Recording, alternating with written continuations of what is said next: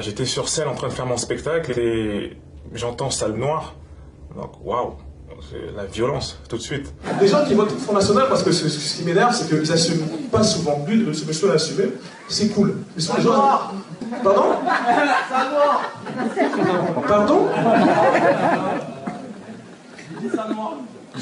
Et là, je suis vraiment perdu parce que je me dis, c'est pas possible. On est au XXIe siècle, on est en France, on est dans un spectacle d'humour. C'est pas possible, j'ai pas entendu ça. C'est pour ça que je demande 3 fois.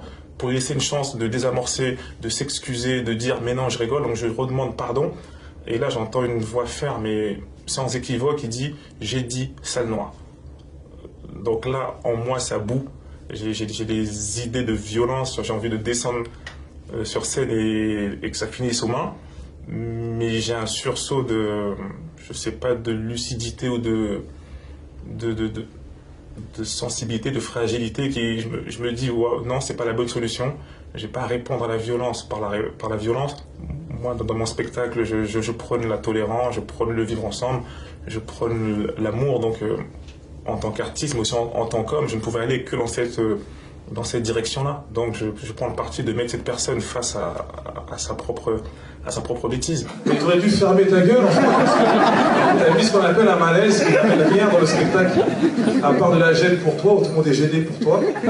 Et tu te dis, j'aurais dû me taire, en fait. Les gens ont ri, peut-être pensant que c'était un complice, tellement c'était gros. C'est inimaginable qu'aujourd'hui quelqu'un puisse se lever et dire salle noire, dans l'impunité totale devant tout le monde. Quand j'ai vu la vidéo, quand j'ai vu tous les messages de soutien que j'ai reçus, quand j'ai vu les histoires que les gens m'ont racontées, ils m'ont tous dit, t'es quelqu'un de médiatisé, tu ne peux pas laisser passer ça.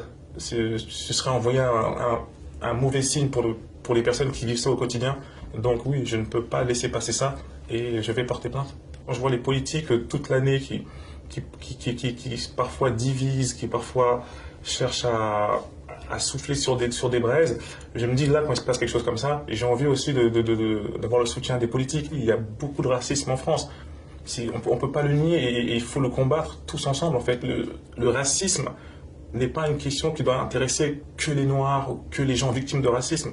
C'est une question qui doit intéresser tout le monde. C'est une question d'ordre public. Ça touche toute la France. Le racisme, c'est la peur ou la bêtise ou le manque d'éducation. On ne combat pas le racisme par la violence.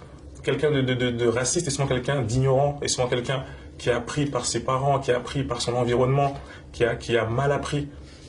Donc c'est vraiment un travail qu'on doit faire, mais qui passe par la pédagogie, qui passe par les professeurs, qui passe par les éducateurs, qui passe par l'État, qui passe par les institutions de la République. Nous sommes tous Français. Souvent j'entends des rentre chez toi. Chez moi c'est la France. Je ne rentrerai nulle part. Je suis en France. C'est un pays multiculturel.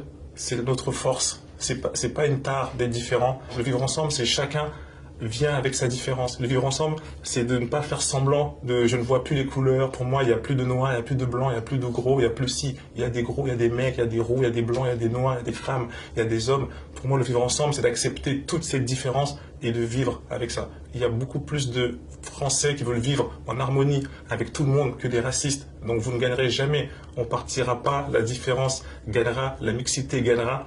C'est un combat qui prendra le temps que ça prendra, mais les racistes, vous ne gagnerez jamais.